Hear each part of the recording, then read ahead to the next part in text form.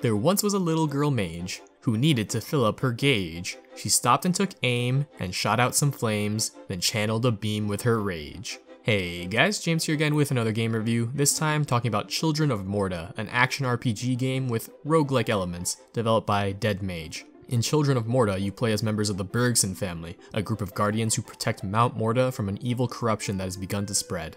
If I had to describe this game using other games, I'd say it's got bits and pieces of dungeon crawlers like Diablo, for example, while also including a lot of features of modern roguelikes like Hades. Overall, I liked Morta, but to be honest, I wasn't really blown away by it like I had been by some other similar games. It definitely has a lot going for it, but I do feel like there are other similar roguelike games that I might recommend before this. Even so, I think the fact that the game recently had a co-op update does make it so that there is something unique you can get here that might not be available everywhere else. So, without further ado, let's dive into this review.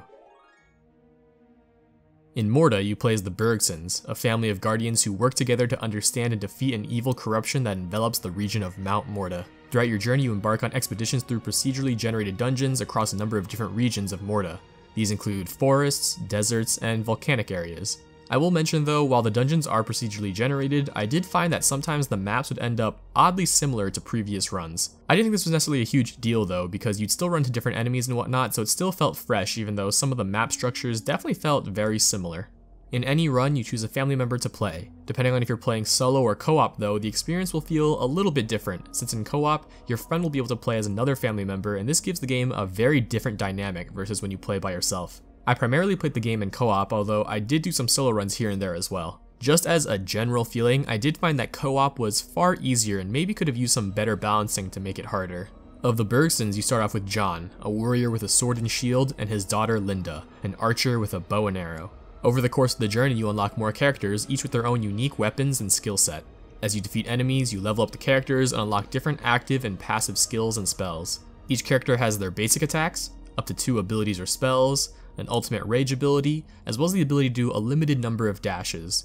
While I think every character can be fun and fill their own niche, I do have to say that I think some of them are clearly much stronger and arguably more fun than others. The combat itself is a bit more hack and slashy by nature, although I did find the pacing and attack animations to be a bit on the slower side when compared to a game like Hades. This isn't necessarily an issue, it's just something I noticed, as I even found that if you're going a little too gung-ho and moving too quickly, you can actually accidentally cancel your spells if you don't let the full animation run. A quick note I wanted to add here is that I played on PC, and I actually found that while I liked using controller for melee characters, I actually found I preferred using mouse and keyboard for ranged characters, as it was a lot easier to aim. The combat itself is decently satisfying, although again, I do have to say that I found my enjoyment to be a bit character dependent. There are some times though that it can feel fairly repetitive though, as a lot of it will be you just spamming attacks, moving back or dashing to avoid enemies, and then using abilities whenever available. What I did really enjoy though, in particular in co-op, was how different pairs of characters would have really cool combos with each other, and pulling these off made the game much more satisfying. When it comes to the enemies, I will say that I found that there was a really solid variety of enemies with different attacks and abilities. Each of them will have small telegraphs to let you know that an attack is coming. That way you can easily move out of the way or dash to safety as needed. Especially later on, the swarms of enemies can get pretty crazy, but for the most part, once I learned how the different enemies worked, I never really felt like it got so crazy that I couldn't tell what was going on. You'll also encounter special mobs hidden with a colored border, which are much stronger and might have additional abilities that mess with you. As for the dungeons themselves, while most of the rooms you come across will just be filled with enemies and some environmental obstacles, there are a number of special rooms that have their own challenges. These include memory and luck challenges, and horde wave challenges. Beating these challenges will award you with different items that boost your power. A little bit more on that later. These can actually be pretty fun, but I can also see how they can be a bit frustrating, especially with the luck aspect of it. I also do wish that there were some more room types overall. And of course, you'll find other classic roguelike rooms like item rooms and shops which allow you to buy items using gemstones that you pick up. In each dungeon, you might also come across different events which I thought were actually some of the highlights of the game, and these help to throw some variety into your runs. These usually would have little cutscenes and then ask you to perform certain tasks. For example, there's an escort mission where you need to protect a lost boy to find his family, and a mission where you need to chase down this chicken looking thing. These outside events help to give you some additional objectives other than just defeating the dungeon and the boss. Speaking of the bosses, I want to quickly mention here that I do think the boss design overall is actually really good. Each boss has its own unique attacks and weaknesses or patterns to identify. I will say though that I wish there were more bosses overall. Something to note here is that since the game does follow a story, the bosses you face don't actually change like how they might in other roguelikes. Of course, it wouldn't be a roguelike without a nice variety of pickups that you can find or buy throughout each run. These include Divine Graces, which are passive power-ups, Divine Relics, which are active power-ups and essentially act as additional spells, Charms, which are one-time use power-ups that can be used to gain certain benefits, and Runes, which are power-ups specific to a character that boost their attacks or spells. Runes will wear out as you use them. Overall, I like different items in the game, and I thought they really helped to make the combat much more interesting. You'll also come across some obelisks throughout your journey, which are some time-sensitive power-ups that you can activate to gain certain bonuses. These different items you come across will be mostly random though, and a big part of the game is trying to create builds that maximize your character's potential. Keep in mind though, as a roguelike, you'll lose any items you obtain during your run once you die or beat the level. While you do lose your items after a run, Morta does actually have long-term upgrades that carry over run to run, and they are actually necessary for you to beat the game. I already mentioned before that you level up characters in order to unlock different abilities, but something cool is that as you level up each character, they also contribute to your overall family level, which grants all heroes shared bonuses. Additionally, using Morv, which is gold you pick up during your runs, you can perform upgrades that are applied to all family members. Over at Uncle Ben's workshop, you can upgrade your combat proficiency with things like more health and speed. Meanwhile, at the Book of Rhea, you can upgrade your utility proficiency such as increased rune durability and XP gained.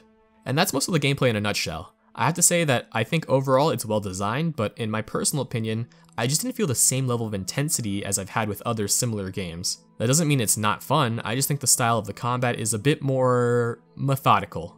Of course though, the game does offer co-op, which is something that a lot of roguelikes actually don't have, so I do think there is value there.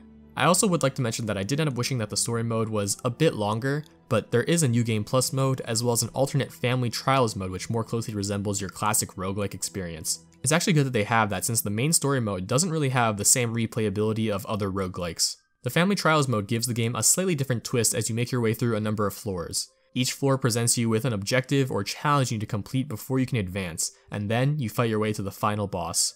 There are also some slight tweaks to mechanics here, such as replacing the skill tree with talents that you upgrade, and tiers to Divine Relics and Graces. So, being such a story-focused game, I do feel like I had to discuss it at least a little bit. I'm not going to spoil anything here, but I will give a high-level overview. So again, for the third time, the story follows the Bergson family, the guardians of Mount Morta. One day, they find an evil corruption begins to take hold on the region, and the family discovers that a deep, primordial evil may be returning to the world. Overall, I did enjoy the story, and I feel like it was presented well, although I wouldn't say that I was necessarily blown away by it. I did really like how they incorporated the story into the roguelike structure, and the story itself was constantly progressing both during and after runs. It can be a bit cliche at times, but I found that I did like the characters, in particular the grandma. And honestly, that's pretty cool considering none of the characters really have speaking roles.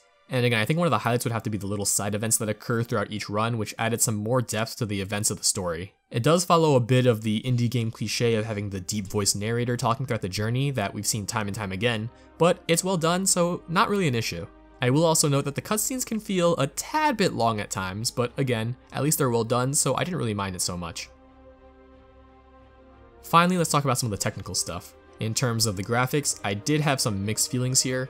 On the one hand, Morta does sport a really good looking 2D pixel art style, and in particular, I thought the environments and overall world were gorgeous, and the cutscenes in particular are also very well done. However, I don't think the majority of enemies or the heroes themselves are necessarily anything to write home about. Overall though, I think the game looks good and is quite stylish. In terms of the audio, I think they actually do a really good job here. Again, the narrator work is well done, and I think the music is actually pretty good overall and spans a lot of different genres and moods to help fit with the different environments. I think the sound effects are well done too, although I do think certain characters could maybe use a bit more oomph.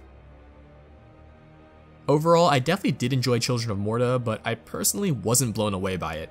The combat is decent and the whole package is well put together, but maybe because I didn't personally love the combat so much, I just didn't get the same level of intensity playing Morta as I did when playing other roguelikes. Part of this could also be because I played it primarily in co-op with just some solo runs here and there just to test it out. Even so, if you're looking for a new roguelike to play, especially one that offers a nice cooperative experience, which in my opinion does seem to be better than the solo experience, then I think Morta might be a nice game to try. I'm personally giving Children of Morta a light 3 out of 4. Now, is it worth the $22 price tag? I'd say that the price tag is okay, considering the market of roguelikes out there, although I would maybe suggest waiting for it to be around $10 to $15 or so instead personally. I think the short game length might be a bit of a turnoff for the price, and again, while I do think the overall package is good, the gameplay itself didn't actually wow me. I personally copped it at roughly $8 on sale, and I'm pretty happy with that. But hey, that's just me. Have you played Children of Morta, and what did you think of it? And of course, if you made it this far, I just want to say thank you so much for watching the video. If you enjoyed it, please do consider hitting that like and subscribe button to help support the channel. And as usual, I hope you have a great rest of your day. Peace.